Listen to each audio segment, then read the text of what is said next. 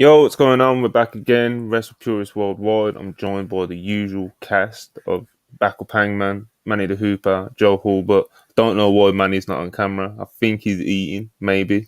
Yeah.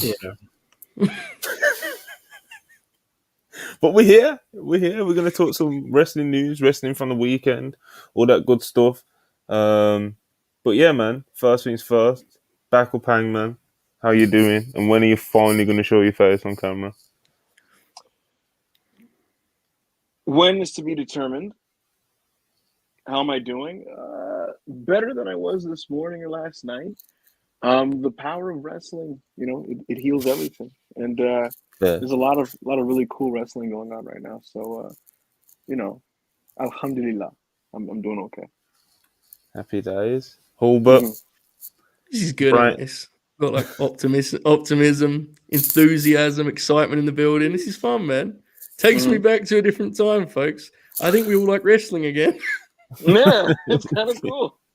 Puro's back. Yeah, man. Oh my That's I'm the great. message, bro. You know. But yeah, Hulbert, how are you doing? I'm great. I genuinely am like having a blast this weekend covering this stuff, and just it's I'm a firm believer in the idea like wrestling is what you make of it anyway. But if it's actually good, it helps. Like it really does assist you greatly in that regard. And we got the important thing is we didn't just get great match on the weekend with the Okada angle. We got like, dare I say, some real graps. You know what I mean? Yeah. Stuff that gets you fired up, which I love great wrestling, but that is part of great wrestling that sometimes is lost nowadays. And we got a little bit of everything this weekend. And I think we all came out of it kind of more excited. After let's be fair, last week was fucking tough, right? In the wrestling world, that was a tough week. So yeah, I'm excited to get into it, man. I'm happy to be here. Manny, how was your food? How are you? Fired up. Burning. I didn't know this salsa I put in there was ghost pepper salsa. And it's all right now. Come on, man. I'm doing good. I got a new job. I still haven't figured out how I'm going to tell my other job that I'm leaving. Just on a podcast, bro. His new name should be Manny. His new name should be Manny Kai Black.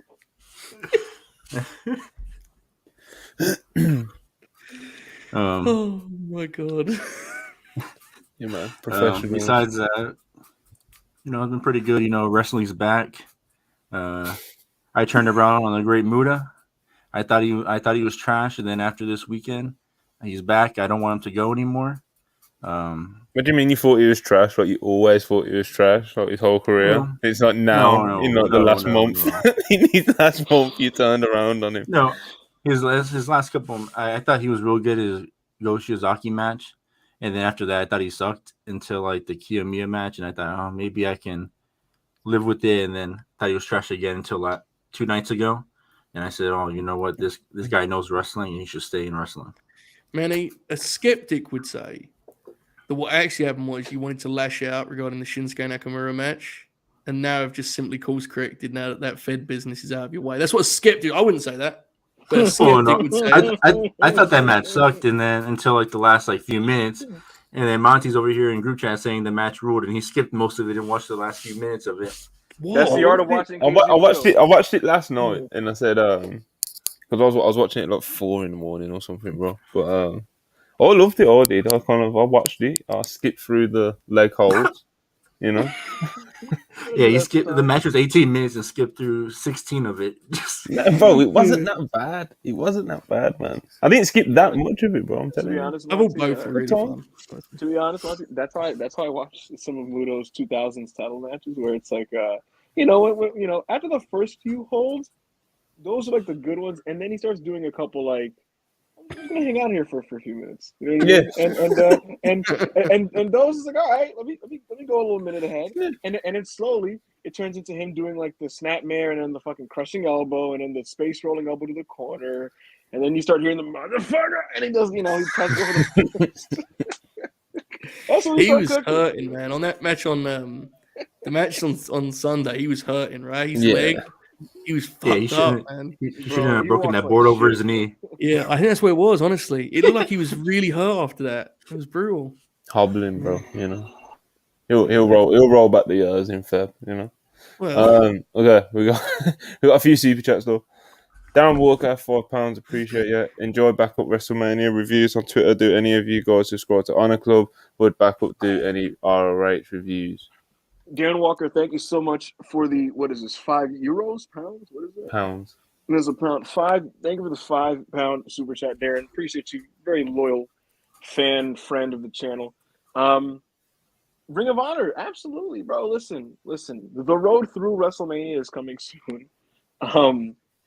And after that, I'm open to anything, man. I'll review Ring of Honor. I'll talk some Tokyo Dome history with you guys. Whatever you guys want to fucking see me do. Frankly, I think I might leave it up to a poll. You know, let people choose.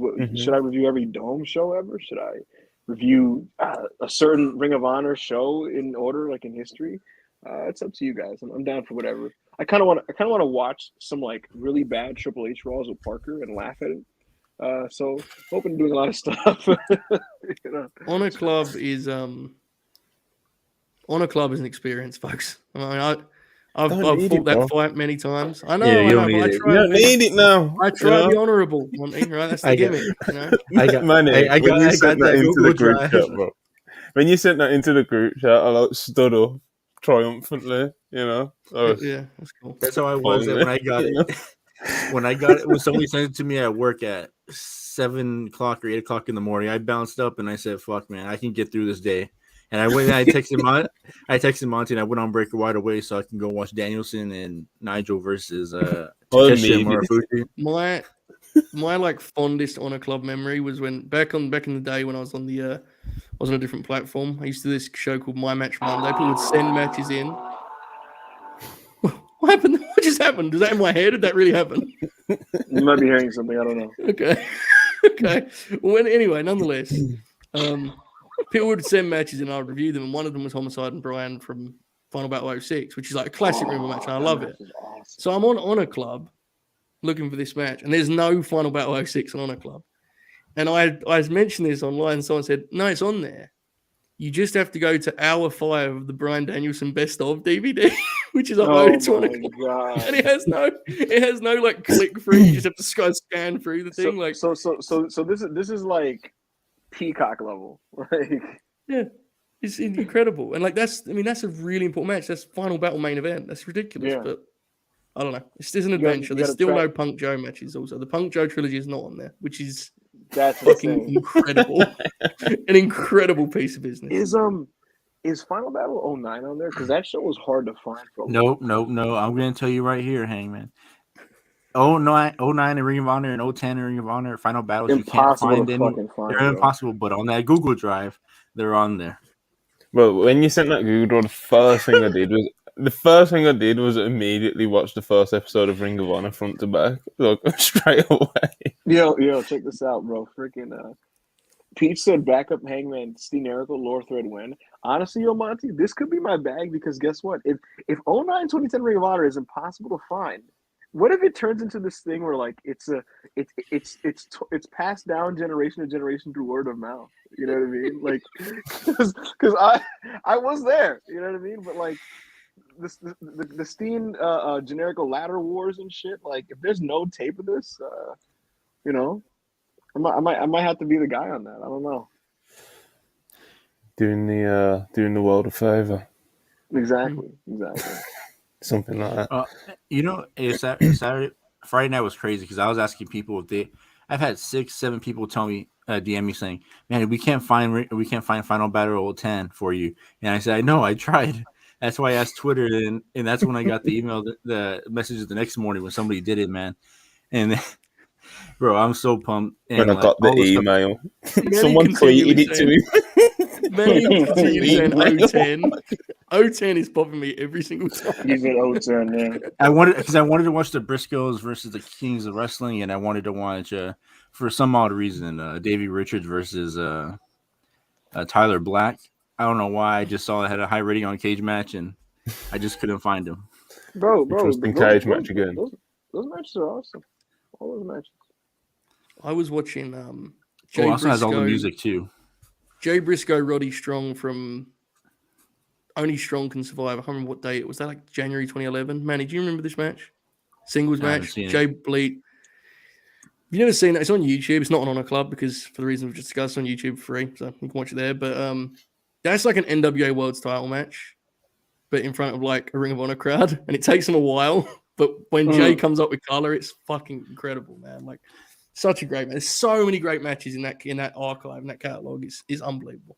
And it's funny, that's also not the only Google Drive that I got that weekend too.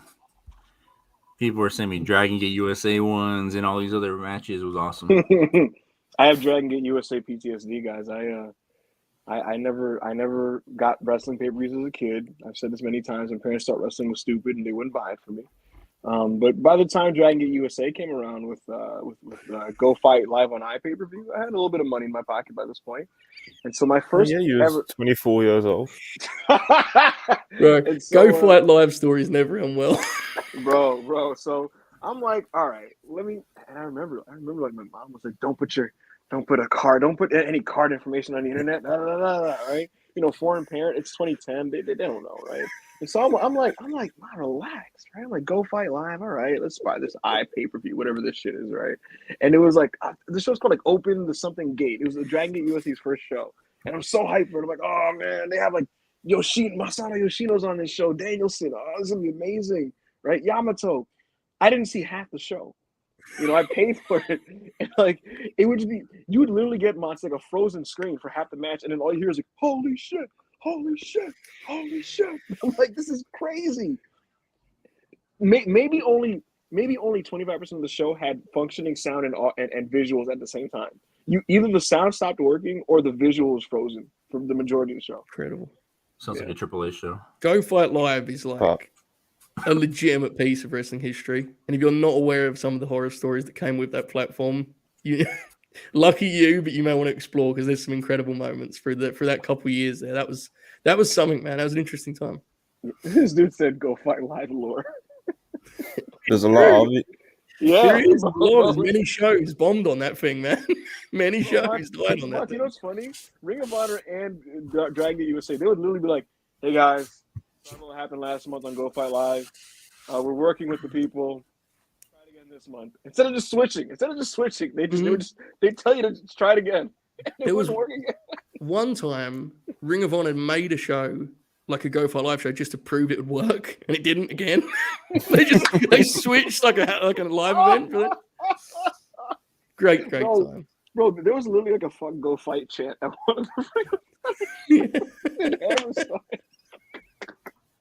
Right, we got another super chat. We got a couple. Mason Rollison, $5. Appreciate you. Question for Manny. What are your thoughts on Casas in AAA? Somebody who I never expected to jump ship. Yeah, that was insane. But for some reason, I had like a Berenstein's moment or a Mandela effect where I thought that he was in AAA before, but it turns out he never was. He was just like in EMLL or whatever, some random indies. But that's like one of the biggest names that can jump from CMLL to AAA, and kind of interesting to see what he does. And the one name that I do have circled is that now that he's in AAA, is maybe they can finally do like Danielson and Negro Casas. Bro, he's like 67. And so sounds like bro. Danielson's gonna put him in a figure 4 and punch him a little bit. Get some. How old's Villano, bro? And he just did that with Penta. You know?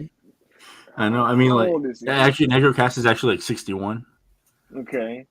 He's still growing, bro. He's 59. Monty high-key loves really old wrestlers. That just old luchas are the best kind of old wrestlers as well.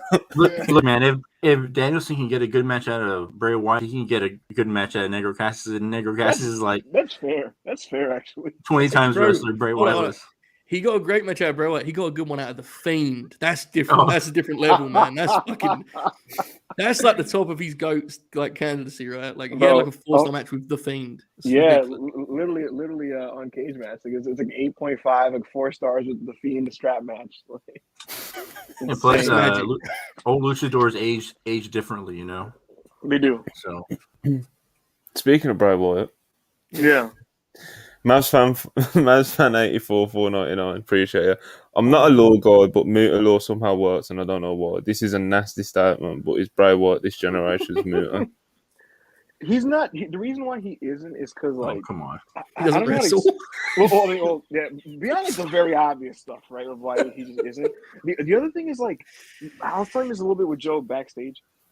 Muda is just his wrestling brain is so funny to me. It's very like, it's Inoki-ish a little bit, but it's also just really wacky, right? And you know when he was in creative in All Japan, like his cards were like literally like Triller boxing cards, but for wrestling. He's just a nut job, right? And when it comes to Muda and his stuff, I think that there's a bit of a self-awareness and tongue-in-cheek nature to just some of the weirdness about him, a little bit, if that makes any sense. It's almost like just like, you know, whether it be him popping out of a lamp or some shit. Like there's this air of cheek to it to me where it just like he knows it's kind of stupid. Whereas I feel like Bray plays a lot of his like, you know, creepy lore very straightforward. You know, he'll just be like, I'm fighting these demons, my brother.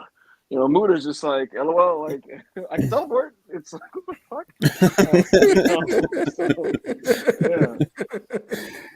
Yeah. Rob 199 says, "No way, that was a question." It was, you know. This is what this podcast is, where wrestling fans feel it's a safe space to come and ask questions. You know, Maz fan, thank you so much for your donation to your Yes. question. We appreciate it.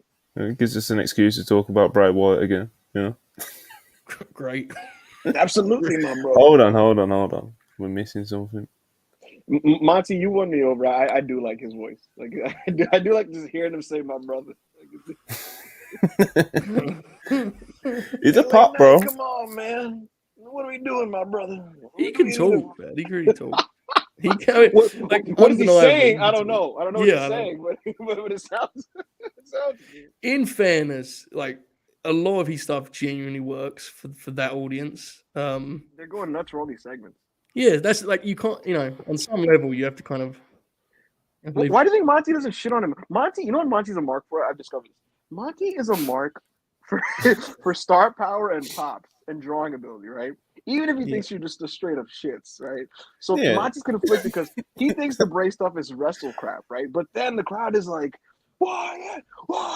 And it's like that, but it's also Monty is a big fan of being right. And Monty took a firm stance on Bray when he came back. And as Monty's friend, I'm allowed him to, you know, I'm allowed him. Listen, the crowds ain't turned on him yet. That's my firm stance. No, they haven't. Joe, it's some of the angles. I'm like, what the fuck is going on? And the crowd is just, they're with it. They're with it. Like they're just staying with it. Yeah. They're not like, what is going on here? They're just like, okay, howdy, just fucking Sister Abigail Bray. Like, what a plot twist. It's like, look, I need this Royal Rumble shit to end already. I'm sick and tired of seeing these LA Knight promotional tapes on Twitter. Right? Oh my god, guys! I was like, is it just the algorithm with me? No. When I scroll, I get a Mountain Dew LA Knight video, and he's like pitch black LA Knight. Yeah. What's and it's always in those promotion ads are in the weirdest places you'll scroll. Like, I was watching like an NBA highlight thing, and I look at it's right there. I'm like, what? And people are just commenting on it too. Like, what the fuck is this? Like, what is this? And I'm just like, bro, like this bringing a bad name to wrestling. It's over at the Rumble, and that's not an insult. That is just a fact of life. Yeah. Yeah. Wait, real quick. What percentage is that? I'm not gonna say that this match is good. What's the percentage that this match works? Meaning, like the stip gets over and the fans are into it, and it's not a fucking disaster. How are you even supposed to watch it live? I genuinely think it's 50-50 because the fans love Bray. So yeah, like it may be something that gets absolutely eviscerated online, but the crowd is into it. That's what they're going for ultimately, right? So I think it's 50-50 on that front. Are they gonna have to wear glow in the dark shirts or what? Because I mean, it's a color Mountain Dew. I don't know what it's going to be, bro. Like, anyone who's tried to ask has been told, who knows, you know? What if they don't know? No. Bray knows, I think. What if he doesn't? What if they just roll in and like, these comments, Peach and Issa are killing me. So Issa says, LA Knight gives me ruthless aggression era. Peach says, LA Knight is good. He just needs to stop dressing like my uncle. That's funny. Oh, boy. And I know, you know? It seems like he's made the most of it to me from the Yeah, outside no. looking in. Bro, Joe, the WWE fans on Twitter, like the really WWE hardcore fans, if you go to their Twitter, they think this guy is like Dwayne Johnson. Like they Well, hey, literally- man. Am I I no have some. ball, boo? they think Well, I this have guy some is- dirt on LA Knight. No. What now? I know his lucha gimmick. You don't look at him, put it on the timeline. I know what you're talking about. Oh god. I know exactly what you're talking about. You can't put anyone over on here. Manny will quickly bring it into the fun where he just cuts it off. Did you know in Mexico he was? Yeah. I began to praise a wrestler in the WWE, and Manny was like, "Hold up." Not around here, you know. Yeah. What we got on the docket, Monty? What we got on the docket? Not too much. That's super important, I guess. There was a report earlier, about a couple of hours ago, that Stone Cold was quietly offered a enormous amount of money for a match with Roman Reigns. That's what it says. What? That's what it says. What? What? What? It took me so much longer than it should have to understand what you were doing. I wanted to look at everybody's face, right? Monty's like, huh? What? This fucker. As soon as he said what, I already knew what he was doing. After the first one, I was like, okay. Oh. What's going on? Joe was like, huh?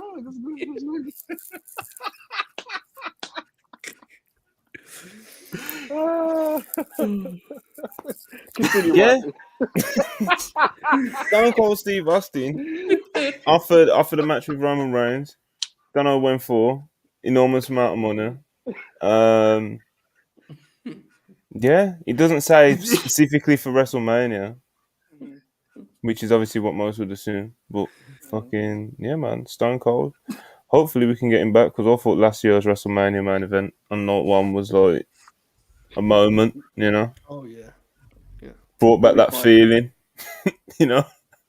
Stone Cold is WWE's best top guy ever, in my opinion.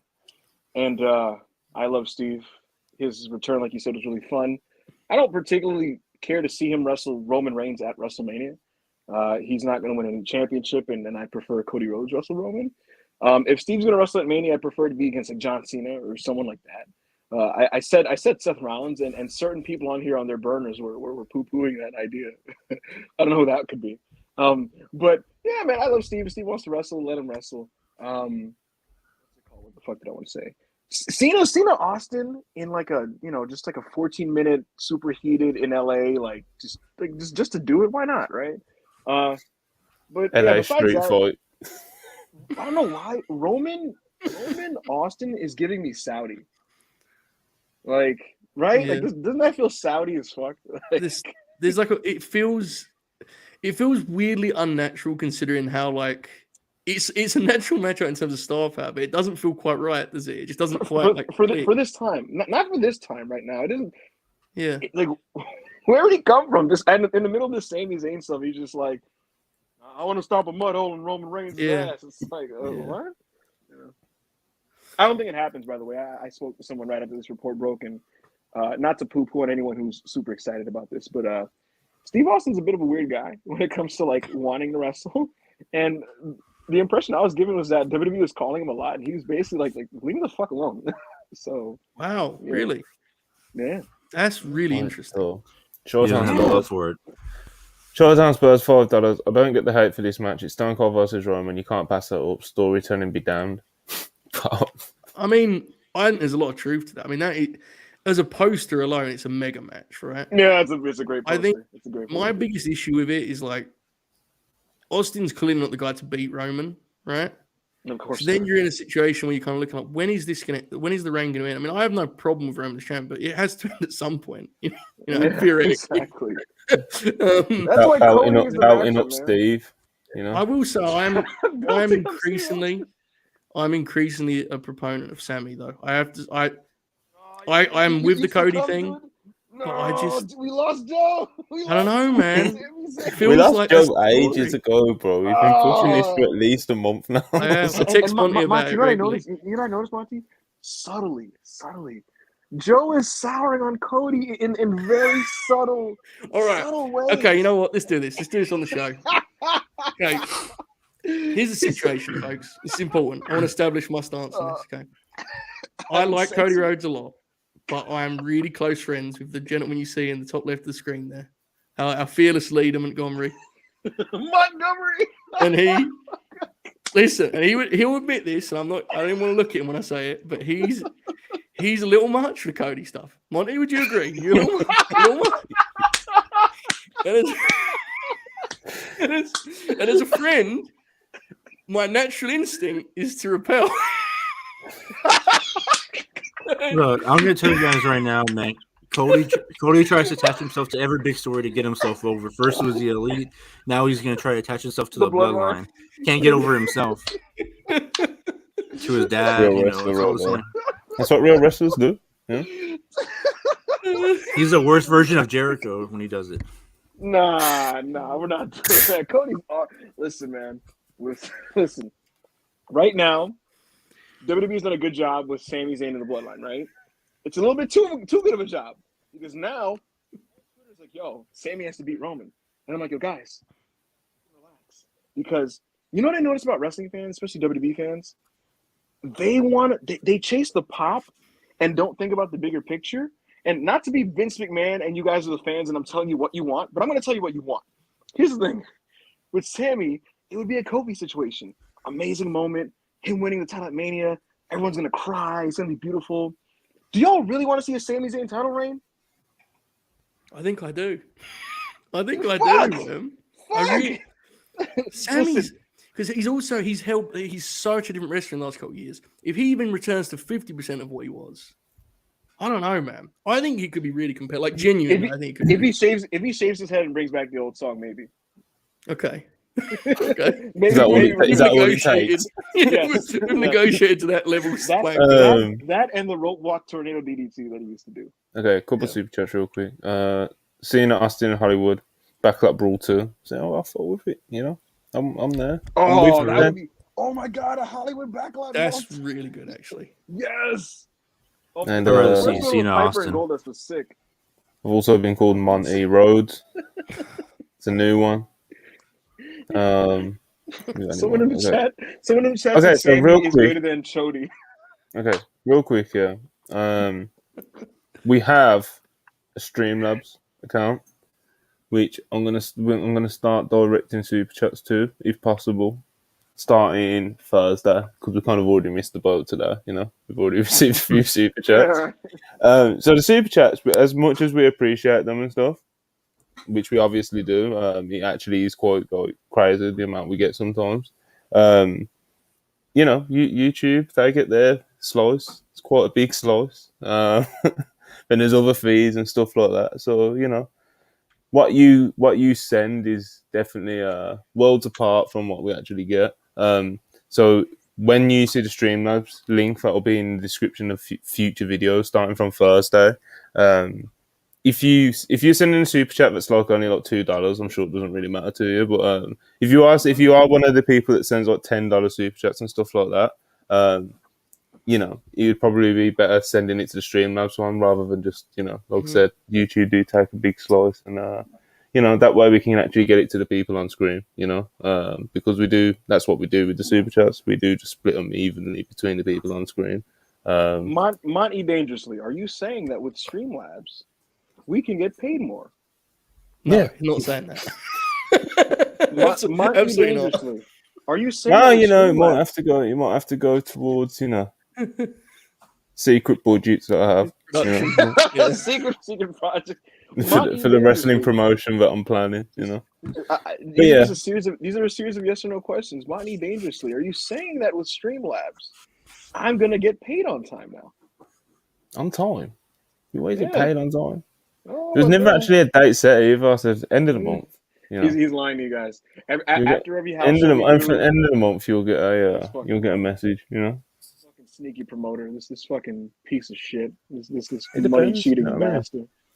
You get fined a lot though, so it's you always dispute your fines, and it's It's a lot. You know what I mean? I want you guys to know that Monty, every time I ask him for my money, he goes, "I'm trying to find this TV deal, mate. I'm trying to find this TV deal." You know, TNN. No, he's trying to get a Spotify deal. Joe, did you see that Court finally got the TV deal? Was it the He one? finally did it. Yeah, what was it again? What was the deal? I can't. Reels, isn't it? Yeah, Reels. That's the one. Credit to him. You know, Yeah, apparently bit of an access. Apparently, you know, he's been we negotiating all for laughed about at him. 4 decades now. So you know, Yeah. you're credit. Finally, Court It Bauer, did put me real on. promoter. I'm sure I'm the only one who saw this on this show, but they've got like a figure line now, and in the first series is Karrion Kross, and I was absolutely thrilled by this news. Just an incredible bit. I was laughing at how bad the Fatu figure looks. Like it made him skinny, and I said he looks nothing like that. Like what? That's a problem in general, man. It's a big issue. You know, you got to just give us these wrestlers the way they are, man. It's a real problem. It's an issue we have in the world, folks. But nonetheless, back to the wrestling conversation. We'll go back to some super chats. Sammy equals Brian and Cody equals Batista from Rob 199 super chat. Appreciate it as always. What we think? Rob knows ball. This is a well-known fact. Cody versus Roman is the match. I'm already preemptively giving it 5 stars. Cody's going to come out in blue gear at the Rumble, and that'll be the end of it. The end. No recovering from that. You guys realize that think, Cody Roman is awesome too. The first Cody Roman stare down, Monty, is a week from now. Do you realize that? And you know they're gonna try to recreate the fucking Hogan Rock thing because Cody's gonna have this firm Cody face, right? And he's gonna look to the left, and Roman's gonna look to the right, and you're gonna hear, "Let's go, Cody! Let's go, Roman! Let's go!" And then they're gonna switch sides, turning the other way. It's gonna be great, you know. It's gonna be great, and all you Sammy heads are gonna change your mind. It doesn't feel like their crowds now are gonna reject that at all, right? Like their crowds have changed. Shut it! Who the fuck on Raw is cooler than Cody Rhodes? Yeah, no, I agree. I'm like, there was a time where there was like a really weird relationship between the promotion and its fans. I think a lot of those fans have just stopped watching, so it's kind of, I don't know. It's an interesting situation. I think either scenario is genuinely good. Yeah, that's kind of where I'm at. Look, obviously everyone knows I'm a Cody guy as WrestlePurists, Fabrizio Romano, $2 super chat, Manhattan Nightmare Factory. Here we go. But yeah, I'm a big Cody guy. Everyone knows. But you know, if Sammy gets the big win, I ain't against it. You know, I'm not as against it as Ibu is. Definitely not. I listen. Jokes aside, I will say that they're in pretty good shape with this main event in the sense that the 3 options that seem to be available are none of them are objectionable to me. If Dwayne's available, you obviously do Rock and Roman, right? But if he's not, Cody Rhodes, baby. Look, I also get Sami Zayn. It's going to be super heated. The fans are really into Sami right now. He's so over. He's really good. LA, Roman, Sami, 25 minutes, drama. He gets the big babyface win. I'm all for it. The only reason that's my third personally is because Cody's whole story is about winning the title when he gets the Rumble, right? And secondly, I just know how WWE is, and babyface underdog title victories are always followed by lackluster championship runs. And I think that Cody has the skill set to have a really healthy title reign against a bunch of different competition. But that's just me. His second TNT title run will say differently. I mean, that's not the same thing anyway. Isn't that the one where like he just lost to Sami and that was it? I think it was one where he lost to Darby right after like 3 weeks, wasn't it? Because he lost it at Brody, won it back. That'd be the second one, yeah. Oh yeah, he's like a 4-time fucking TNT champ, isn't he? What a worker! What a worker! Speaking of workers, wait, your microphone's swinging like this. So you go to say something. You're like, it ruined my segue. Wait, did I fuck up my own segue? Yes, you did. Shit! All right, hold on. I need one of you guys to say what a worker. Monty, go ahead. Wait, hold up. Orange Cassidy and Cody had a time limit draw. This episode is amazing. That was the first one, wasn't it?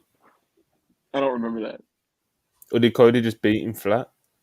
I think it was a draw. I think they had a 30-minute. There's no way they had a 30-minute match. 20. It'll be 20, right? TNT title will be 20. I'm pretty sure. I don't know. Someone on Someone in the that, chat that actually watches. We got to see. We got to see. Yeah, who watches AEW? You know. Someone who remembers these things, please help us. Mavs fan 84. 2020. Mavs fan 84 499 super chat. Appreciate you. You think Cody would get booed for winning the title over Sammy? Also, what are the odds that Flair, Lawler, or Hogan say something offensive tonight? No. I mean, I don't think Flair or Hogan will, but Lawler's always, Listen, as long as go ahead, Joe. Go ahead. No, I just gonna say I think it's a good way to measure like how whether the wrestling fan you are, like how much the game has broken you down, the legends lineups. Because like I looked at this lineup and was like, oh, good lord, absolutely not. You know, like I just couldn't. And my brother sent me and was like, holy shit, we're watching Raw. And I was like, fuck, man. I guess it's still better. It's always funny to me seeing the reactions to these lineups, but nonetheless, no, I don't need to see Ric Flair again after that awesome tag match he had. After that, I'm good with this. Manny, don't you love that match? You're at peace. Andrade and Jarrett? 4 3/4. Yeah. Yeah, it was awesome. I Guys, watched it like 3 times. Ric Flair is going to get 3 lines tops tonight because they know he's him. You know what I mean? He's going to be there backstage or some shit, and he's going to let off a woo with the Street Profits or something like that. Lawler is probably going to get a guest commentary spot, and it'd be wise if they don't give it to him during a match with any minorities involved or women.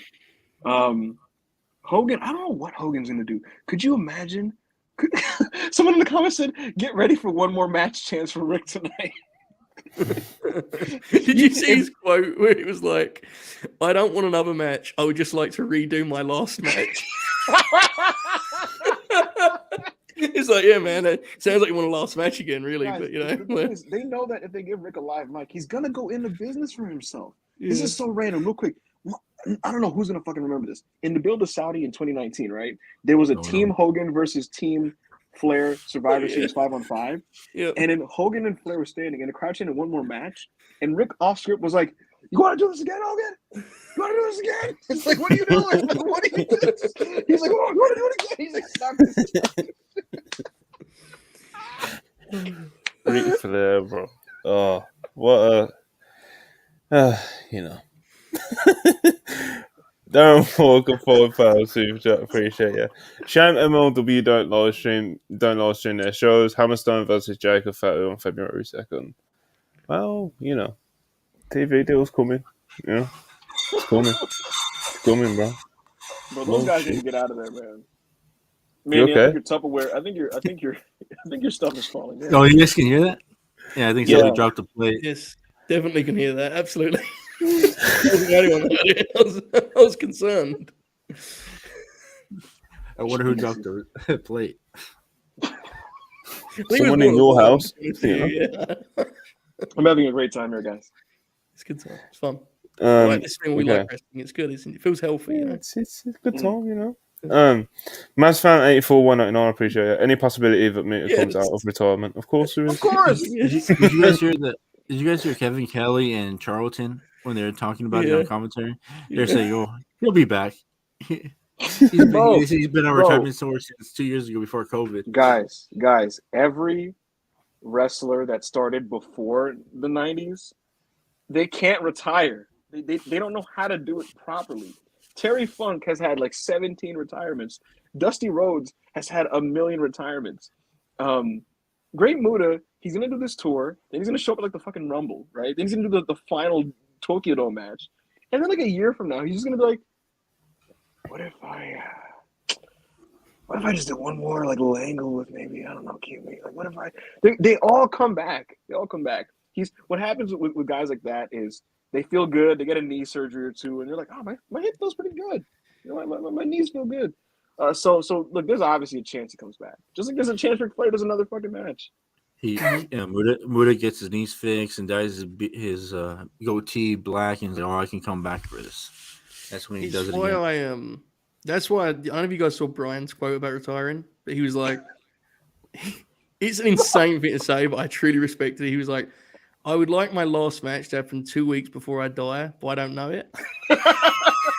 It's like, do you guys remember we all thought there was literally a chance Rick was going to die in that match? Yes. Oh, I know. Yes. Manny remembers it fondly. Monty, please read Rob's comment in the chat.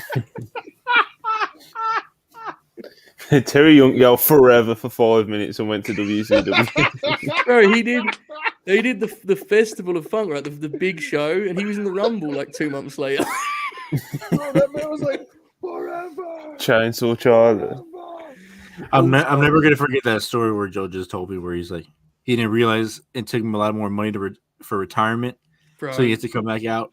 it's if anyone's never read Terry Funk's book, I recommend it because Terry's the greatest. I genuinely think he made the go. He's great. But Heyman had. Go ahead. You know, he explains his retirement and he's like, "This was it." You know, I had no intention of going back. And the next chapter, he's just like, "I didn't have quite as much money saved up as I thought I did." And it's like, "What the fuck? Why go through all this, man?" Like, he just goes back to old Japan. Like, Joe, the thing about it is, usually when wrestlers like realize that they're actually broker than they realize, it takes about a year of them spending their savings. Terry Funk had the ECW locker room like chant "Thank you, Terry" for him 1 week, and then he was on Raw like 2 weeks later. Like, Well, to be fair, he was living on a ranch, and ranches cost a lot of money. he first retired in '83, and I think his last match. Oh my god! I think his last match was 2017. Was it 2016? I mean, that is that you have to at some level. That's just extraordinary. That deserves respect. I'm sorry, that's incredible. Yeah, It's they're like all Benny good, Pacquiao that keeps retiring and coming back. Yo, Flair's retired like what 4 times? yeah, bro, Monty, I guarantee you, whatever indie schmuck Terry was working with, right? It was like, all right, so what are we gonna? They're probably backstage with like a board or something, trying to tell him what to do, and he's just like, "Call it in the ring, brother." He is great in the what is it, One Night Stand 06 when it's Oh, like he's him. awesome. He's incredible in that match. Like, Him and Dreamer versus Edge and no. Yeah, versus Edge and Foley. Yeah, and they take him and Foley end up both laying in the barbed wire, and it's like an incredible visual. And Terry's like pulled, and he's just yelling like, "Cut me out! Cut me out!" And the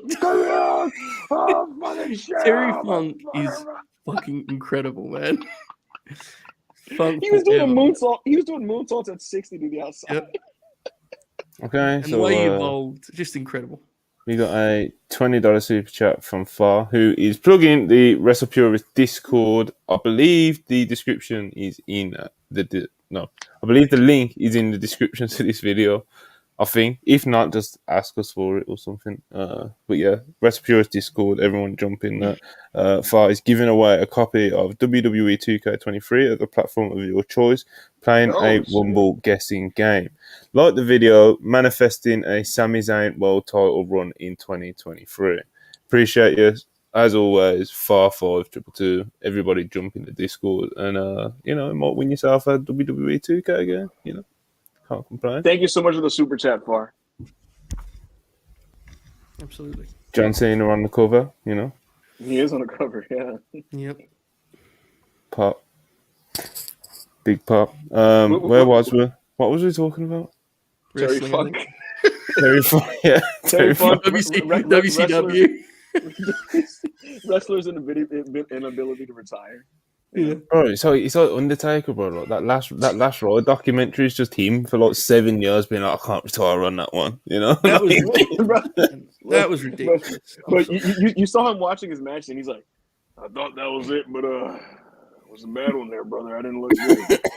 That drove me nuts though, because like when he did the tag match with Roman, he he found the obvious formula. You do fucking tag matches, man. And he didn't learn anything from that. He was like, yeah, now I'm going to wrestle AJ in 25 minutes. And obviously things changed. It eventually became what it became. But he intended to have like a 25-minute match with AJ at WrestleMania. The thing is, WWE needs to learn from Japan, bro. Like they do, Because or like, AEW. no, specifically Japan though. Like when they have aging legends, they're like, bro, just be a hot tag, bro. Just be a hot tag in a tag match with the two young guys who are gonna go in. Randy Orton figured it out, but then he hurt his back. So yeah. Randy turned to tag a little. Said, "I'm gonna just do the scoop slam, the DDT, and an RKO, and I'm gonna get super over doing it." But yeah, like, oh man, these guys just don't know how to. I wonder when Randy's back. There's some people think he's finished. Yeah, I hope not. I hope not. Yeah. Did you guys see? I tweeted a clip from when they were doing FTRKO, and Dax told a story about Randy had never thrown a chop before, So they Really? So there's a I clip. don't You go on my believe Twitter, that. you'll find the clip of it. So like, they said they were like they before the show they got him ready to throw chops, and Randy comes in and throws this fucking left arm chop that he like winds up fucking minute. He throws it, and Cash Wheeler is fucking grinning. Well, I think I sent it to you, right, Monty? Like, That's a beauty. Yeah, It's just beautiful. something like Yeah. What do you guys think of like FTR thinking like Randy's the best in the world? I think I don't think it's an uncommon take in the industry, honestly. Like people that wrestle him and wrestle alongside him Really think like well of him, Yeah. Jim Ross was saying it like a year ago when he signed to AEW, bro. I don't think I think Randy it's because Orton's how perfect smooth he wrestler. is. I think he's what he is. But Yeah, I think the clip was he thought he was better than Kenny. Wasn't it something like that? yeah, He said he was the best. He said, yeah. He explains like, oh, Kenny's a great athlete and this and that. But he's like, but Randy Orton. They love him. Yeah, It's because Joe said he's so smooth and he's just such a pro, bro. Like he's just and I think just easy to him.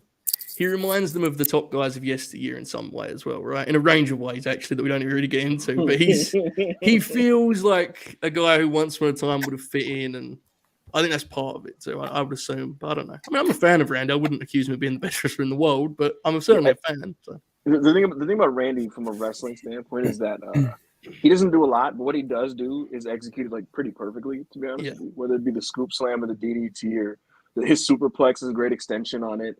When he used to throw drop kicks, they were good drop kicks. The RKO. So I guess if you're a worker, he feels like a worker's worker to you. If you're in there with him, but that's probably what it is. I've said this before elsewhere, but I remember when MVP was doing a podcast with Cole, the Machine Gun Cole Anderson, famous World Wrestling Federation star, and he's amazing. Someone sent in a thing, like a fan sent a question and was like, they complimented Cole's style and said it reminded them of Randy, and MVP like stopped the podcast, like, hey, listen, man, you're a really good wrestler, but like, no. You're not Randy. And Cole thought it was so funny, but like, that kind of explains it, right? It kind of speaks to it. So yeah. Hold on there, brother. Slow down now. Yeah, it was really. Real quick. Bree with $1.99 super chat. Nice. Says he needs far to invest in some Jarrett coin. I hear that. Send him a link, man. Absolutely. Nice. Okay. What I wanted to say earlier when I said what a worker, right? Yes. And I was going to say, speaking of workers, Great Muta is on a retirement tour right now, a very successful one. And then I was just going to, kick it to that, but I fucked it up. So yeah, I remember now that you asked us to repeat that line, and then Monty just took us in a completely different direction. I've now remembered. My apologies. I was saving us. Monty in the ring was like, listen, I had him in a headlock, right? I said, I'm gonna do a Ronda. I said, I'm gonna do a Ronda to the outside. He was like, I'm not doing that spot, brother. I'm not taking that buckle, brother. Take the buckle, brother.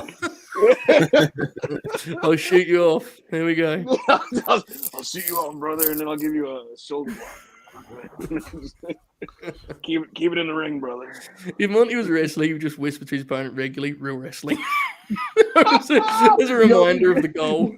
You know how the spot where like a guy's in a headlock and he has his arm reached out to try to get out the headlock and the crowd is going clapping. Yeah. So during that spot, Monty would be administering the headlock going, you hear the crowd, brother? Now we're cooking. We're cooking, brother. Because he's getting out of it. Oh, man. Let's talk about the Kiyomiya Okada angle. Mm-hmm. Good bit of business, Hey man, amazing bit of business. Kiyomiya kicked Okada's ass so much he was talking about working with Triple H the next day. So it's just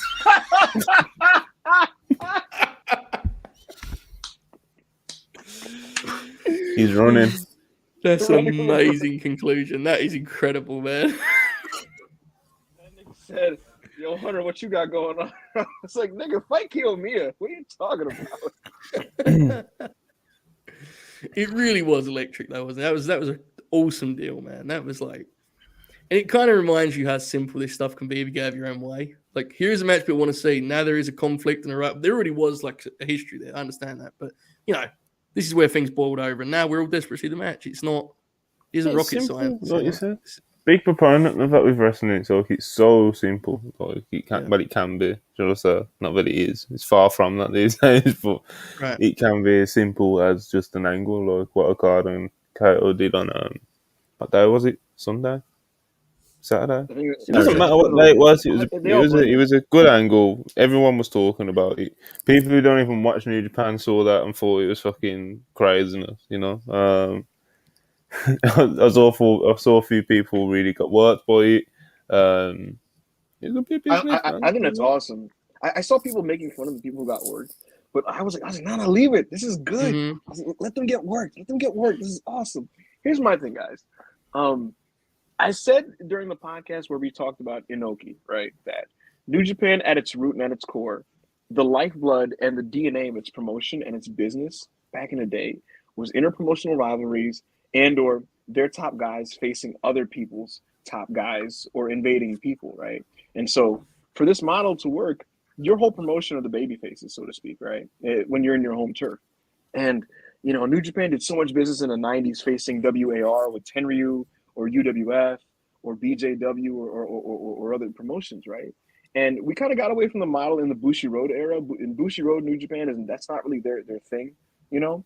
But there's really been some, like, we've gotten a real spark here coming out of this whole Noah deal. I thought it was going to really come from the Congo versus LIJ stuff, and we got some good matches out of that. But what we had there was like so dynamic to me, man. Like, first of all, I mean, every fucking Puro shitter account has pointed this out. I'm not saying anything new. Oh my God, it's the Choshu Maeda deal. But for those who don't know, for our WrestlePurists audience, you know, Riki Choshu and Akira Maeda, two New Japan wrestlers, had a match, and Maeda, who was a shooter, betrayed and double-crossed Riki Choshu and hit him for real. And then it caused Choshu to lash out, and he beat the fuck out of Maeda. And then it led to Maeda getting fired. It led to Maeda joining the UWF. And because Inoki's a madman and his whole mindset is fucking let's do business here, they had an interpromotional feud and ran it back and did fucking big business. And so the whole point of this angle was to make it feel real, feel like it was not supposed to happen. And there was very much a chaotic, just kind of unsure energy about what's happening. Like, oh my God, are they really fighting, right? And I love that. And what I really hope is that when they get to the singles match, they can recreate that chaotic, dangerous feel where the match just feels like it's on the verge of kind of spilling over and falling apart, so to speak. The best example I could point to is remember Brett versus Shawn at Survivor Series '97? How like it took a while for that match to get the bell rung because they were fighting all over the fucking place. Mm-hmm. Like if we can get something like that with Kiyomiya and Okada, where it's like they can't get their hands, like they want to just get their hands on each other, and it's fucking it's crazy. That'd be amazing. I'd rather that than like them be like, let's have a traditional 30-minute time limit draw classic. So I'm very excited for this. That feels like the next big like question marks around this, right? There's no question marks, you know, regarding who Okada is as a wrestler and what he's capable of. But I do think the best version of this particular match may be saying that isn't necessarily what we've become used to from him, right? Like what you're describing is not necessarily saying that we've come to expect from Okada. Doesn't mean he can't do it, but it's not saying that I would personally expect from him on a, you know, in your usual time match. And that's part of why it works. Part of the reason this angle works is because you're seeing Okada behave in a way that he generally doesn't. That's why it's effective. But I'm with you. I hope the match follows that kind of theme and trend rather than being something more familiar and being kind of your modern epic that we see and we see regularly. Okada's produced a million of them and he's got many, many classics to his name, but this is the chance to do something different, right? And hopefully they do it because they've captured the imagination of this one. I mean, this is the most buzz that a singular like angle has got in New Japan, I think, in a while, which speaks to why collaboration is important because even though they're the bigger promotion, they've gained out of this too. You know, it's like that's something that, I mean, we talk about this a lot. I remember there was one show we really got into on here about the US is like almost complete oppositions that at times. It's like you can benefit from working with each other in the right scenario. All parties can because it's fresh, it's exciting. You know, like absolutely, it's a new thing, and that's intriguing. Joe, go ahead, man. No, I was gonna say I've been kind of down on Okada for a while, and I feel like a lot of his work has been like lacking, and like he's been going. To me, it looks like he's been going through the motions for a while, and I think so too. And then with Kiyomiya got out of him, I saw Okada raging and all that. I felt, man, this is like the Okada I haven't seen in a long time, and now I'm fired up to see his match, and he feels like now he's a world champ because I think that same week he's wrestling Kiyomiya. No, I think early in that week he has a title defense against Shingo. Then that same week he's wrestling Kiyomiya and then has Battle of the Valley. All in that same stand.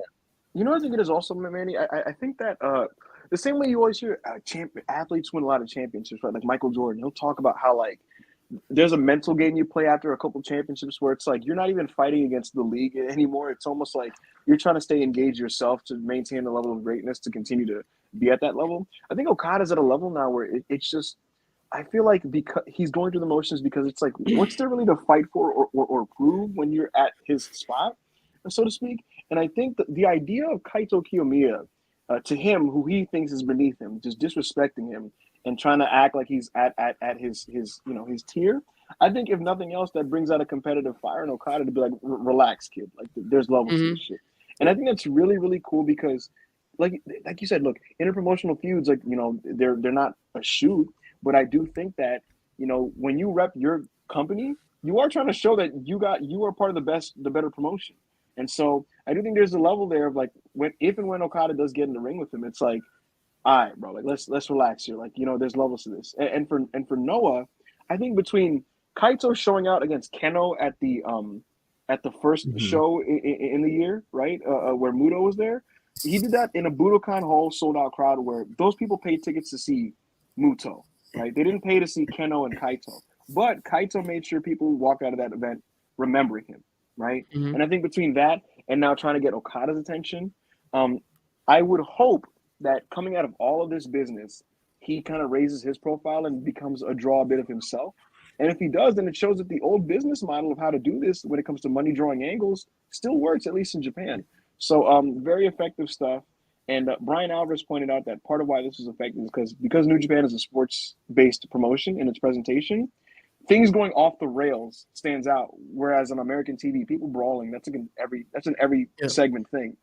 So it's like, it's just a thing. I mean, that was once a rule that is just, unfortunately, that has just been lost right through the years in the States. Like that, because that was once, you hear like old bookers talk about wrestling, and they'll talk about this idea of like you have one match on the card that is like an angle, Like there's like something beyond just these guys are wrestling because it's wrestling. And granted, I don't think that could necessarily work in 2023 for a range of reasons because the audience is trained differently now. But that was a rule for a reason because if everything's an angle, nothing is, right? Like it's everyone's doing shit, everyone's brawling, and I do think sometimes, to me anyway, a lot of stuff done on US TV is like bookers doing stuff because that's what you're supposed to do. Like they're having a match next week, they have to have a brawl first. And it's like, but what are we trying to achieve with it? It's like I often talk about with heels cheating. Like I want to protect the babyface, so the heel is going to cheat.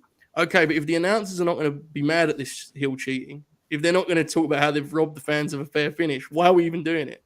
Like we're used to it at this point. You're not achieving anything with that. Joe, so, do you remember our worldwide episode where we were talking about the Ric Flair Jeff Jarrett angle and how like crazy happenings that are off the rails like this, they were treated with so much weight because they're not supposed to happen. It's like you said, it's not a means to an end to just book the next week of TV. So like, something crazy happening, they're gonna lament it on the show. There's a board of directors coming together for a decision on how to punish the people involved. You have wrestlers interviewed like, what did you think of Ric Flair getting attacked by Terry Funk and or whatever it is, and they're like, I don't. The Terry I know wouldn't do something like that. I don't know. Blah, blah, blah. So I love that stuff. Absolutely. Yeah, exactly. And so even with this Kaito stuff, Kevin Kelly did a great job calling it because he called it like a sport. He kept saying the ref needs to throw this match out. He needs to throw this match out. Someone's gonna get hurt. What are we doing here? What is this ref doing? Like, can we get some order here, please? And it's good to call like that because if it was a basketball game and dudes started fighting in the middle of the game, Mike Breen would be like, what are we doing here? Throw a technical foul, So yeah. And it is important to know also, like what we're describing, while it may be kind of traditional in like mindset, wrestling doesn't have to be dry just because it follows those rules. Wrestling will always have outlandish personalities and like kind of wacky elements. Like a good example is the skit they did recently on Twitter where like Rhea and Dominic. They're like Gray's hair. Like, as weird as it sounds, the way you would have presented that once upon a time is the announcers would have been like, we're about to show you a video that we are repulsed by. We're just going, Cole did that on SmackDown. I saw it. And it's like, that shit could always have worked in wrestling. The only difference is now is that stands out because usually we see babyfaces get attacked backstage, not in their own house. It's like, it's for outlandish, ridiculous stuff in wrestling. Wrestling is inherently ridiculous. It's just how you present it, I think adds a lot. And they actually did it in that case, and it stood out to me. Real quick, Monty, you'll appreciate this. I'm gonna take this time real quick to put over Eddie Kingston because on Rampage, it was scheduled interview time for Santana, right? It wasn't him just walking out interrupting a planned show to just cut a promo. It wasn't him having a staged argument with his friend. It was scheduled interview time with Santana. He called out Eddie Kingston. And Eddie Kingston came out, never grabbed the mic, and off mic was just telling him, can we talk about this in the back? Because in real life, you would not have a serious argument with your friend in front of a live audience of 5,000 people. You'd be like, yo, can we not do this here, right? And it just shows you just how Eddie Kingston, he always tries to be as non-phony as possible. And so I love that stuff. That was non-phony. The Okada Kaito thing was meant to feel legit, which is why it was big. Mm-hmm. More of that in 2023, and we're cooking. I do want to say one last thing on this is like, I think Okada was also very inspired by this is because it's a fresh matchup. Yeah. And he's like, and I think that's been the issue with him and a lot of these New Japan guys that they just wrestle the same dudes. They never really interact outside of that bubble. And this is the first time we're actually seeing LIJ wrestle other guys, and if you don't watch like JTO shows or whatever, and then Okada, he's finally wrestling another main event guy from another rival promotion. So I think that's really cool. And that's why he's also was inspired too and showing so much emotion. Absolutely. Yeah. In front of a cheering crowd too. Mm-hmm. Good shit, man. We've got a few more super chats. I think we got 4 or 5. Far 222 $5. Appreciate you. If any of you 4 were able to watch Athena versus me, Yamashita from Prestige Wrestling over the weekend, thoughts on the finish? I did not see that match. What was the finish? I heard people crapping on the finish. That's what I intend to watch it, but I heard most of what I heard was about the finish, which kind of delayed me getting to it. Honestly, I'm sure the work was really good. I mean, I'm a fan of both of them, but I've only heard about the finish, which I think involved like a dusty finish of some kind. You don't know what it was specifically though? No, that was why, because when the Noah show was starting, that show had, like, it just ended. Like, right. So when I went online, it was all about like, fuck, that finisher in the match, and I was like, oh, it's a shame, man. I don't know. We're officially back in 2019 when there's just too much shit to keep up with. If someone can tell me what the Yamashita Athena finish is in the comments, please do so. Yeah, they said that her foot was underneath the rope. Sounds like some real graps, Monty. Someone said it. Okay, yeah. Lamorta says Miyu did a skull kick on Athena, got the 3 count, but it was reversed because Athena's foot was under the rope. There was a big celebration prior to the reversal. See, that sounds like saying that's. It's not the idea so much as where you're doing it. Probably not the place. Probably don't need to do that at Prestige Wrestling, man. Yeah. Well, maybe they did that so they can set up a rematch but I don't know on a ROH show. But yeah, I don't know. I mean, I don't know if they want to go an hour. Because I think the show. I think they did the show. Just ring the bell at 35. Fuck it. Yeah. Judge's decision. It's an hour, folks. Monty rings the bell and goes, fair enough. Judge's decision, bro. That's what we do. We need more of it. Emin Reznov, €6. Okada said he wasn't wrestling Kiyomiya. You guys have any theories on that? I'm wondering Kaito might cost Okada the title against Shingo. No, I think they'll end up wrestling. He's just playing the, he's looking down his nose at Kiyomiya and, I think going to target him at some point. There's going to be another brawl at some point. I don't know if he's going to cost him the belt, but I do think he'll at some point, jump him and they'll kind of like the idea will be he's inciting him and forcing him to take the match. And, yeah. I hope Okada saw the match graphic. Yo, Kaito's promo was awesome. He was just like, oh, BB Dandayo, he's single match. He's like screaming at him, and he was just basically like, he just called him scared and said, let's do the single match and shit. And Okada turns around and he has his face like, nigga, me? Like, what? He had this face like, is this kid talking to me, son? Like, oh, it was so good. It was funny watching Okada freak out because he was like Gara when he saw blood for the first time or whatever. And he was just like freaking out because he saw blood and just went crazy. Yeah. Monty, I appreciate that Kaito has a deep voice because a lot of these wrestlers just sound like dweebs. They don't have the right voice. And this dude Kaito's like, he's just like, what have been like? I'm like, yeah, that's a main event voice right there, brother. Main event boys. Yeah, that's a real thing. It's a real Samoa Joe. Yeah, Lamora $5. I saw some fans complaining about Kaito likely losing versus Okada. Fans should accept that if they want singles in these crossovers, Agree. someone needs to lose. Yep, absolutely. And I think it's not only just like accepting it, but embracing the idea that you can gain an awful lot in losing one of those matches. You know, like give me a losing to losing Okada. yeah, like that should do a lot for him. Quickly, while we're on the promotion, the cross promotional deal, the Shingo Nakajima match was a blast, man. Yeah, I loved it. Nakajima's performance, I thought he was just fucking awesome in that. And he's always great, right? But like I thought Shingo like really nicely kind of showcased the idea of how dangerous he is to begin with. Mm-hmm. But the deal where he basically had him dead to rights, but he just continued to hit him in the stomach and the chest because he was enjoying it so much and he was laughing and smiling. Fucking awesome match. Great match. He has a terrifying smile. Yes, he does. Yeah, really sinister. I have to go back and rewatch those matches because I watched that Bushi one, the first one, and it soured me so much. I said, man, I can't give a fuck about these matches anymore. And then so I skipped the Sonata one, and then I just watched the other two, and I was just mad while watching it. And I don't know. I don't think I could enjoy them as much. My Manabu Soya versus Sonata rating compared to Parker's is the funniest disparity. Like Parker took such exception to this and gave it like a star and like a 3/4. And I was like, I thought it was pretty good. And I looked back at my thing and it was like 3.5, and I was like, dang. Wait, I want to ask Monty. Monty, did you read what I wrote about this? Did you read it? What I sent to you? I did. Did you? I popped and sent it, Joe. Oh yeah, we'll announce that now. That we've concluded that will be a late night grin piece of work. Some of the content is not suitable for WrestlePurists eyes. It will appear on late night grin later this week, folks. Manny's take on the You know, it's funny because I was at the funny thing about that, and it's not even a real feature. I already knew Monty was going to post it. I was bored at work for my last hour, and I had 10 minutes to kill, so I went on my Google Docs and just wrote something that would pop Monty and see what he was saying. It reads like something you'd write in the group chat, which is a bit longer, you know, like, because it's not even a feature. Like it's like. No, I just wrote it. It took me less than 10 minutes, probably 7 at the most. And I just sent it to Monty, and I said, I'm going to wake up and see what his reaction was. And he just said, great. In the morning, I said, there is no way he wrote this. And he read it. I read it. I sent it, Joe, and I was like, what do we do with this? Where can this live?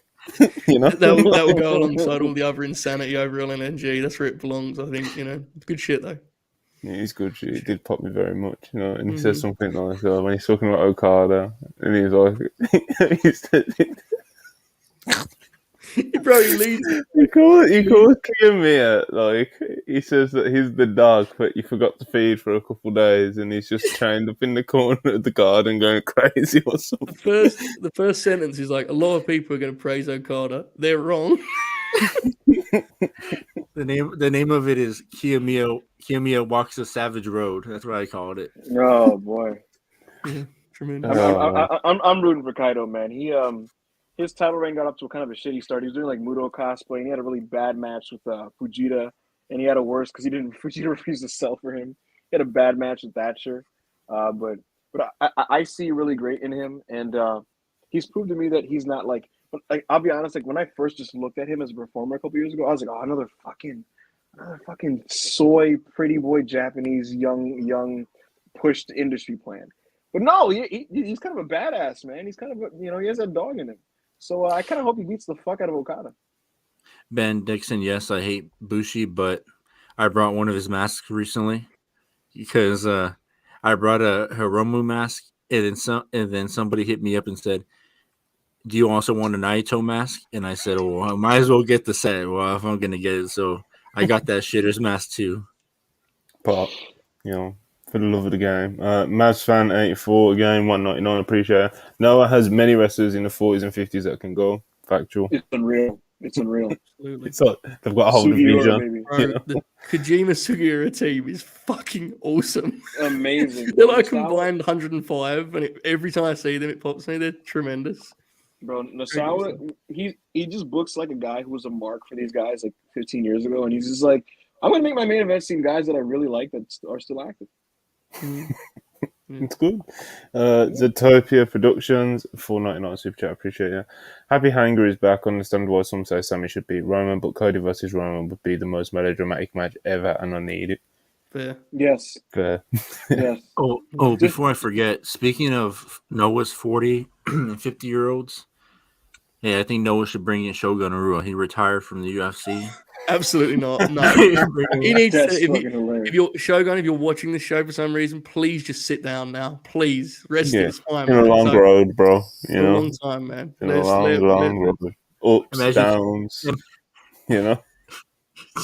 Crazy path, man. Enough trauma for a lifetime. Zootopia, thank you so much for the super chat. Thank you for the love, man. I appreciate it. I'm really happy to be back. Worldwide is my crew. You know what I'm saying? I enjoy knowing these guys every Monday.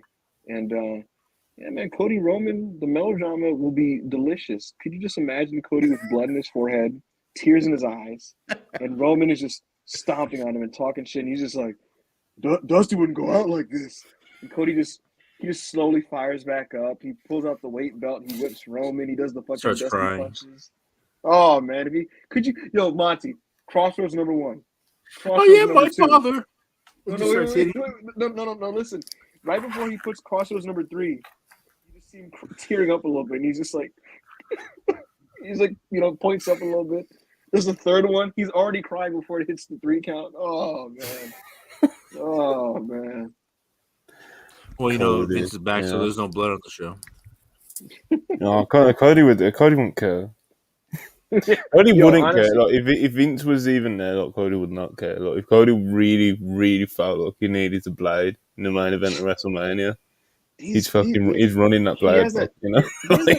Plus, bro, people need to be like Bret Hart. Bret Hart wrestled in a time when blading was banned, guys. But guess what? He was so fucking good at wrestling.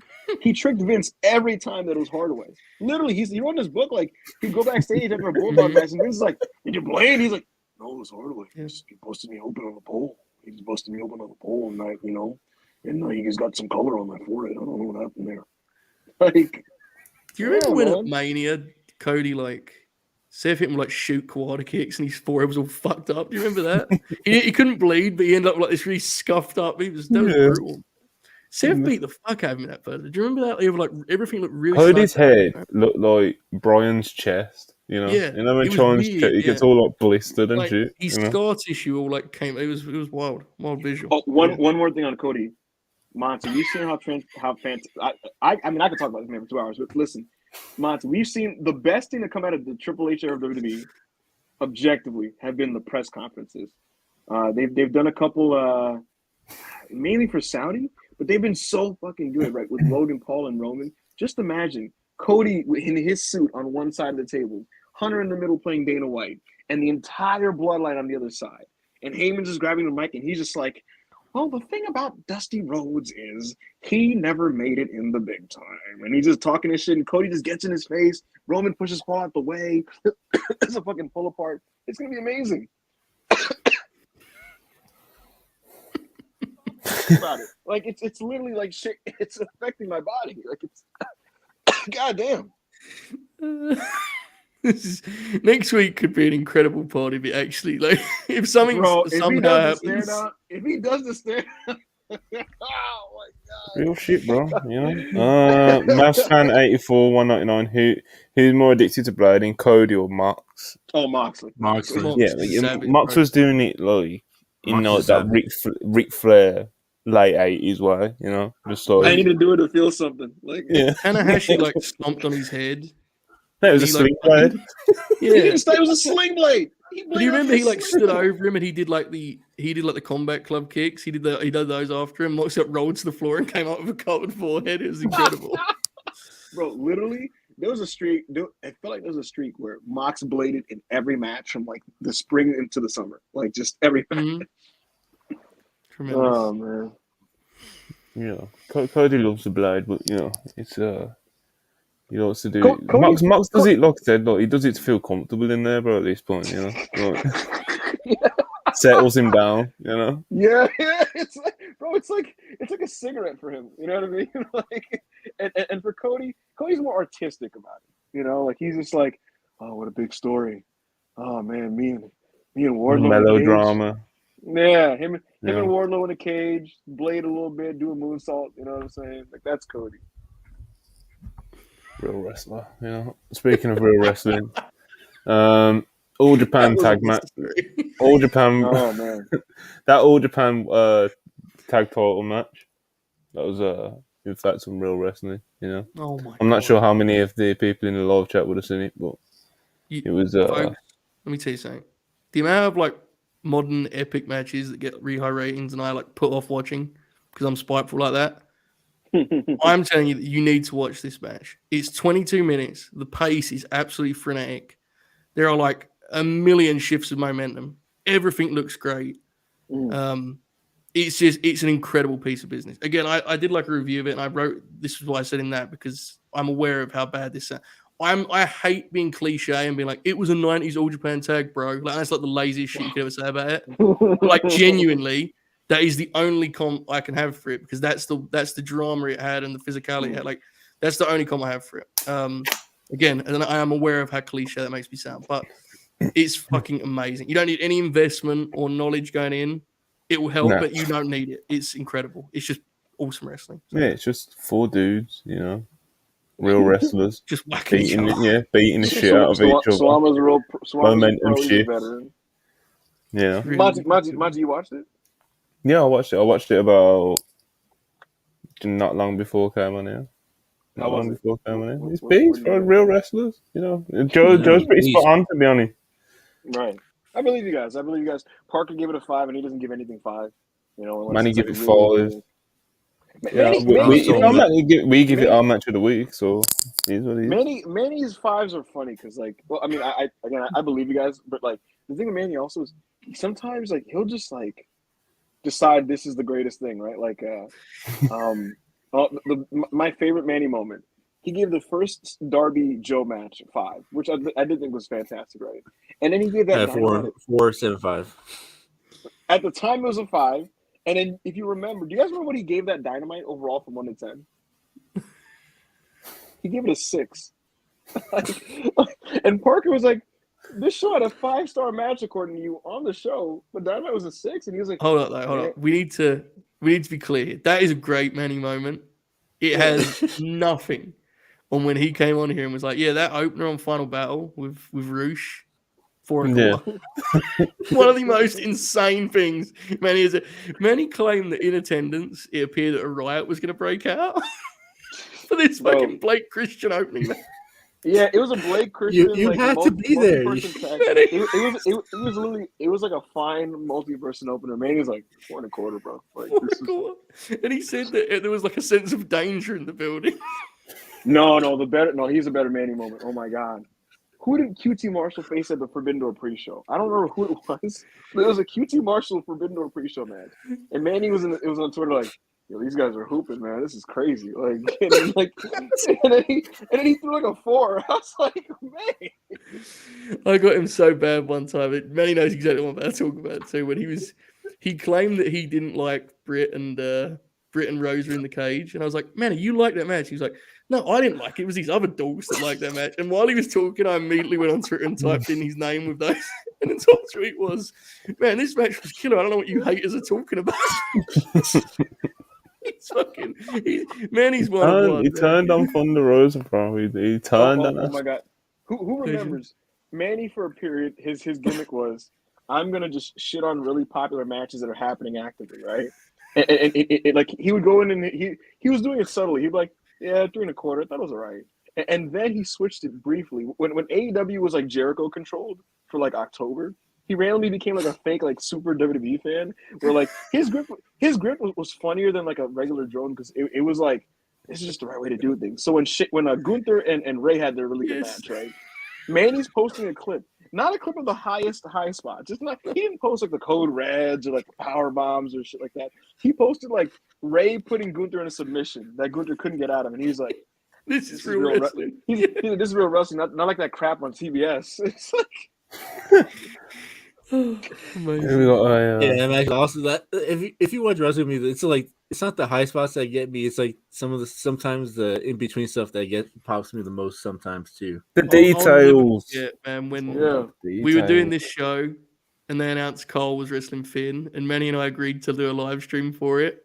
And Manny came over. He was so ready to hate this fucking match. And Machine Gun started working Finn's leg. And I was like watching Manny. Like, Manny was starting to like, well, hold on a second. This might be some good wrestling here. And it was Wait.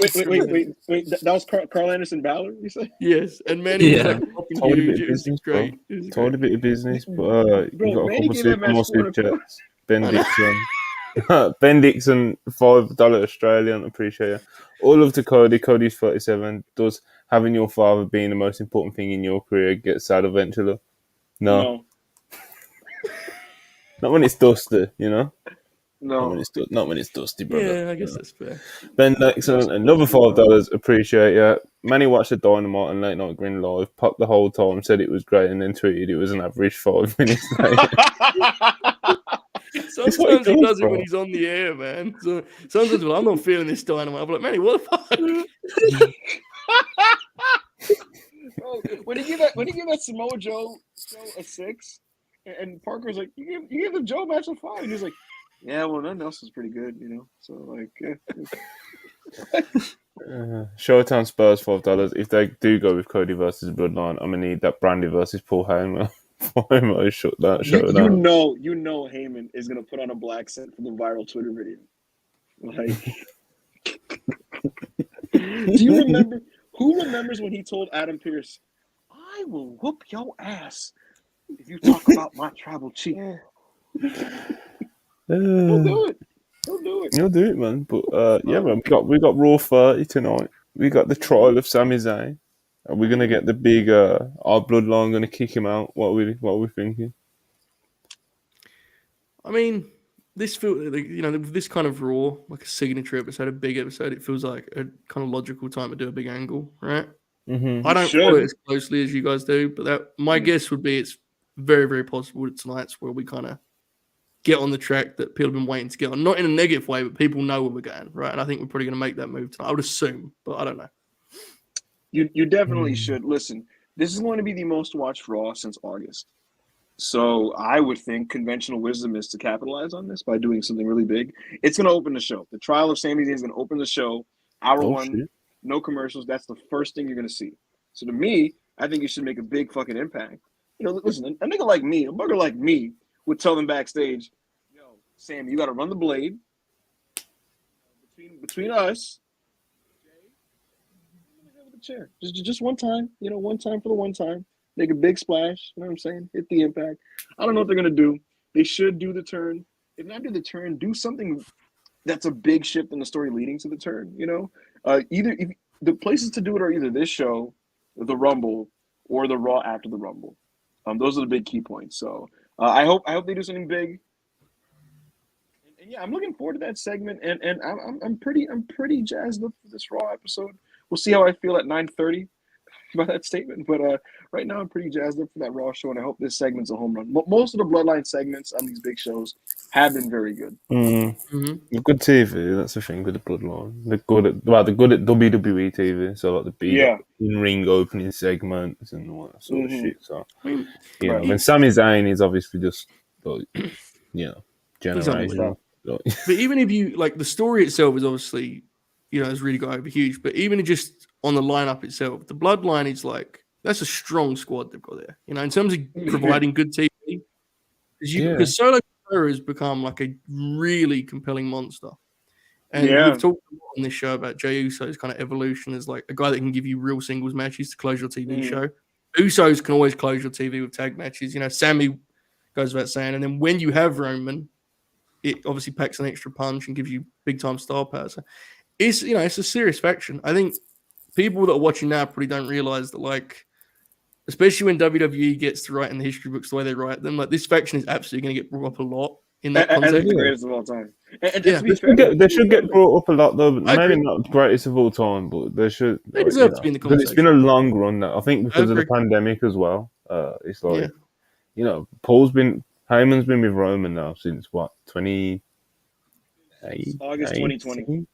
2019? 2020. 2020. Okay, we're in the third year of it. We're in the third year of it now. Still going strong. It's not like anyone's bored of the bloodline. You know what I mean? Even when Roman drops the belt, it's not like bloodline's just going to disappear like that. You know? You don't even watch it, Manny. Manny's gone off screen and everything, bro. So you've gone. I'm making something right now. I'll tell you. I'll tell you what, man. To be honest, look, we know WWE loves to suck their own dick when it comes to their history, right? This is one of those situations where it's justified. You know what I mean? Yeah, I agree. One of the things where it's like they're just hyping up a mid thing that just happened in the past. Like this is literally, it's been the source of a lot of their really good stuff on television. I don't know where their shows would be without this bloodline carrying through the inter segment stuff like that. Sammy's great. This is generally probably their best story since the S movement stuff at Mania 30. There's only one person in the bloodline that's not particularly carrying his weight, but I will not, put too much smoke on him right now. People are too hard on him, I think. Nah, Monty. Nah. People are too hard on him. He is not.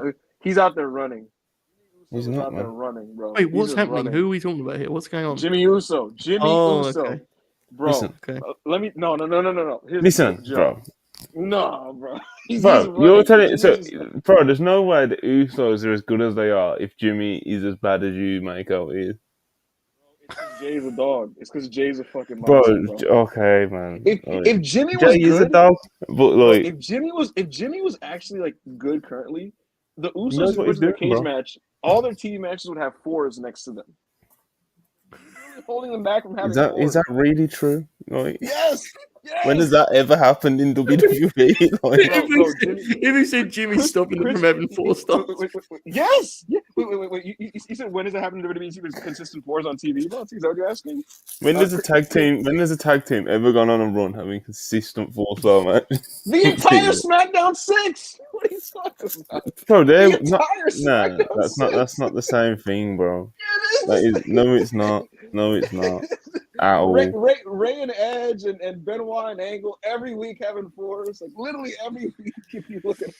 Oh, they were mixing up between each other and stuff, or different things. So that's not the same as Jimmy and Jay having good matches with the fucking Brawling Brutes or whoever the fuck they put in front of them that week. Hit Row. Hit Row. Man thinks if Jimmy was a bit better, then that Hit Row match would have got 4.25. I have not noticed to the degree that he's lost the step, bro. Here's the NBA stats. Bro, Sami Zayn is averaging 35 points a game. Roman Reigns is averaging 30 points and 16 assists. Paul Heyman is averaging 18 points and 20 assists. Jey Uso is averaging 26. Solo Sikoa is averaging 20 points and 30 rebounds. And Jimmy Uso, he has a nice little tidy 2 points, 1 rebound, 1 assist across the season. That's some bullshit, bro. That's some bullshit. Isn't Jimmy the one that people want to do singles match stuff? No, that's Jay. No, Jay's the one. Jay's the one that got the singles push when Jimmy was out. Then Jimmy's also the one that had the DUI issues. Jimmy currently is fat. Jimmy currently is fat with 2 bad knees. He's not fat. This is what he is. Bro. The other day he's turned to the side. I counted 3 rolls. I took a screenshot. There was 3 rolls. Bro, you're fat and you have bad knees, man. That's I know how that feels, man. It's been a long night, I think we did talk about everything now. I do need to get off here. So, yeah, man. Please, that's been... Well, we did talk about Raw 30. We just talked about Sami Zayn, Bloodline, all that stuff. So, what legend is going to pop you the most? Be honest. Be honest to the people for once. Don't try to play conservative and just be like, you're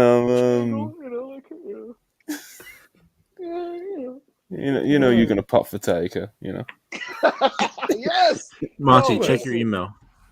I need Taker and Bray Wyatt to have the most gobbledygook interaction verbally. I need Taker talking about the souls of the damned. What happened? Fuck's sake. Oh no. Is this what he does? When he said he was It's what he making does. something. When Manny sends out Monty's reaction, is this what he does? I want everyone to know that when Hulk Hogan comes out, Monty behind closed doors is gonna be ripping his shirt off and flexing and pumping his fist and singing "I am a real American." All right, so Manny has just sent me this breaking news match graphic. No, that's good. That's pretty good. What do you? What is the need for this, man? Yeah, who's this for? Like Me. Fair. Okay, so speaking of hoopers, which both of these men are, Hooper of the week time. Manny, talk to the people, build up the drop. This is probably my best one. I don't know how this came in my this concept came in my head, but after I watched this match and I said, there is no way, and God, there's nobody else can besides these guys. And what made this was the Anoa announcer just entering the match graphic. He says, "End of nightmare," and then he just went on to say everybody's name, and then, fuck man, these guys were just hoopers. I wish I could put everybody in the match on here, because how everybody was all sauced up and all looking cool and everything like that. Mm-hmm. But no, I had to give it to the winners, and here it is, the Hooper of the week.